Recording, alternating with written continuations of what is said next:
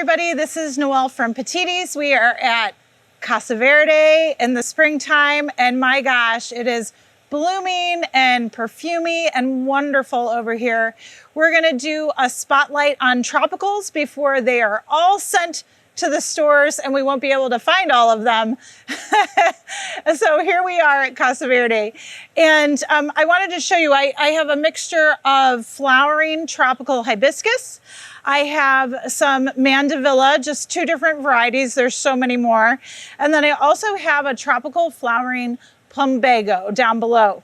Now, what I wanted to tell you about tropical flowering plants is that yes, if you can mimic a tropical situation in your yard, that's really what they're going to enjoy. So keep that in mind when you're growing tropical flowering plants especially. They love full sun exposure. So that is 6 or more hours of direct sunlight on their foliage, on their flowers. It's their favorite thing in the world. So needless to say, if you have a really sunny spot, these all make excellent tropical plants for you. You can grow them in containers. All of them can be grown in containers or in the ground. But normally what I'll recommend is if you are going to grow them in a flower bed and add them for color all season, go ahead and just take the pot and sink it in the ground. That way in the fall, it's much easier for you to dig up and bring back inside the house, okay? So do keep that in mind. As far as soils are concerned, you're going to want to plant them in potting soils or planting mixes, okay? So either or will work in containers. It really depends on this next part is the watering. So planting mixes will be a heavier soil. They'll hold on to water a little bit longer. So needless to say, you won't have to water as often. You still need to check your watering daily if you're growing them in a container. We always water our containers fully, totally making sure that the soil substrate is moist and then letting the water run out the bottom. And then we wait until that's done and do it one more time, totally moistening the soil substrate and then letting it drain out the bottom. Okay, that is a thorough watering. We'll do that with all container plants inside and outdoors, okay? Next thing that we should talk about, because these guys are tropicals, they love some fertilizer, okay? So really, any fertilizer regimen that you can get on and feed them regularly from April through really September, through the growing season, that's really great. And whatever works best for you. Multi-purpose liquid fertilizers work great. So it could be a Miracle Grow, it could be an organic product, liquid, if you will. Just follow the package directions. And I'm gonna say the same thing with your granular fertilizers or pelletized fertilizers like Osmocote. Osmocote lasts usually about 2 to 3 months during the growing season. You just have to make sure that if we have a rainy season, it'll kind of leach out of the soil a little bit faster. So your application is about once every 2 months. If we don't have a rainy season, once every 3 months should do fine. You can use things like plant tone, you can use flower tone as well. Again, just watch the package directions, but really you're looking at an application of an organic granular fertilizer about once every 2 months, maybe once a month, just depending again on rainfall and irrigation, okay? So keep that in mind, in the back of your mind. I'm gonna say these plants are wonderful, not only for the color they provide and the tropical interest they provide in our gardens, but also for pollinators. There's really a lot to enjoy here, especially with tropical hibiscus. You have a large trumpeted flower. Many of the varieties have a dark red eye, which is very attractive to hummingbirds, of course. There is plenty of pollen on this pistil.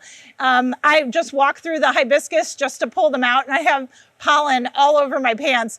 So needless to say, plenty of pollen for the pollinators. And of course, deep nectar is available as well. Tropical hibiscus, I will have to tell you with these guys, the flower only lasts 1 day, okay? But if you look at the plant close up, there are hundreds of buds ready to come underneath fill out and also produce flowers. So these plants have such energy to continue to flower like that.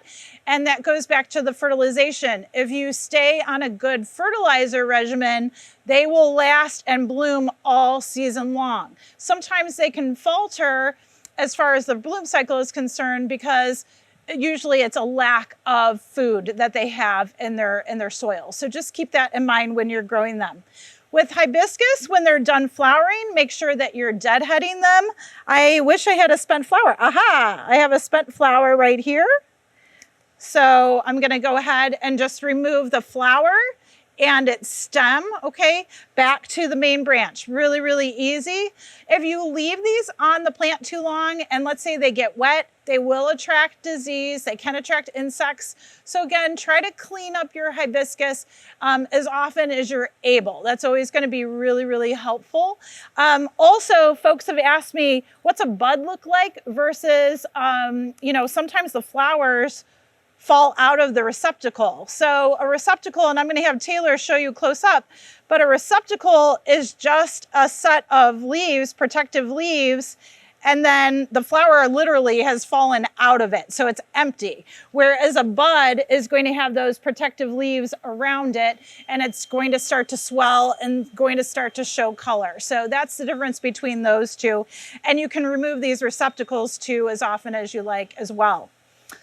I think with hibiscus, because they're very woody, a lot of people are afraid to trim them, but I'm going to tell you, pruning very late winter, early spring is absolutely fabulous.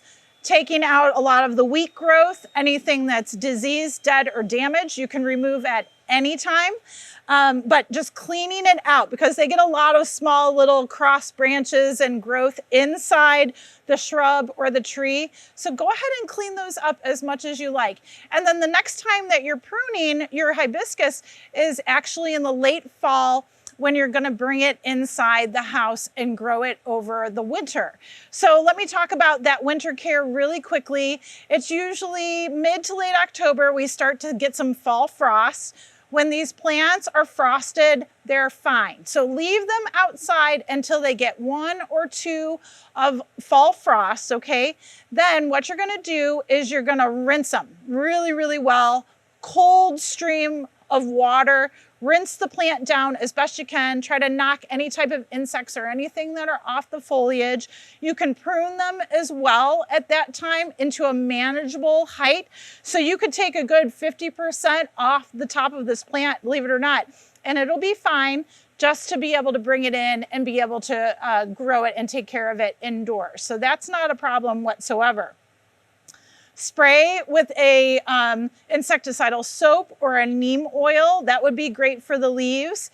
And if you want to, you can treat the soil with a houseplant systemic, which is a systemic insecticide that the roots would pick up from the soil and then distribute it throughout the plant body. Okay, so those are some things that you can do in fall. They've got to come inside the house, folks. Really, minimum temperature is 50 degrees for these guys. So if you have a heated garage, that's okay, but we'd really like them to get some light. So if you do have, and it really doesn't matter what exposure window, but really some indirect lighting indoors, 50 degrees or above, is perfect for them to really just kind of maintain themselves over winter. We want them to be dormant. We don't want you to fertilize them over the winter time. So really just let them go. Will they produce a lot of flowering for you? No, not during winter. You might get 1 bud here, 1 bud there, and that's okay. The foliage might yellow, might drop. So again, you might have some, you know, just drop, foliage drop, flower drop, and that's okay over the winter as well. Keep an eye on your tropical plants. Yes, the pollinators love them, but also many insects love them too. So always keep an eye out, look for your typical types of problems, your spider mites, your aphids, all those types of things. Again, treat as needed, but always start with a cold rinse of hard water, just right across the top of the plant. Try to spray it down really good. Try to knock any of those insects off, and that'll be a good start. And then apply your soaps or your neem oil from there. Okay, so keep in mind. Okay, tropical hibiscus in a nutshell. Mandevilla, same thing, beautiful trumpeted flowers, more soft tissued growth. It can get some woody vines and develop some woody vines. Same thing, don't be afraid to deadhead. Don't be afraid to clean it up. Don't be afraid to cut it back. And I'll usually say Mandevilla can get cut back probably 10, 12 inches tall to bring it in for the winter time. So don't be afraid to cut these guys back, okay? The hardy Plumbago, not hardy Plumbago, tropical Plumbago. This is a nice shrubby plant. You'll see hedges of it in Florida and more tropical places, but this plant as well will stay kind of low and shrubby. So again, cutting it back maybe half its height to 6 inches or so, that's gonna be fine too, okay? So remember, full sun, really any type of draining soil will work. Keep them evenly moist. They can take slight dryness, so that's okay. You will start to see them wilt if they're in trouble as far as water is concerned. And then of course, remember to feed them regularly. Enjoy.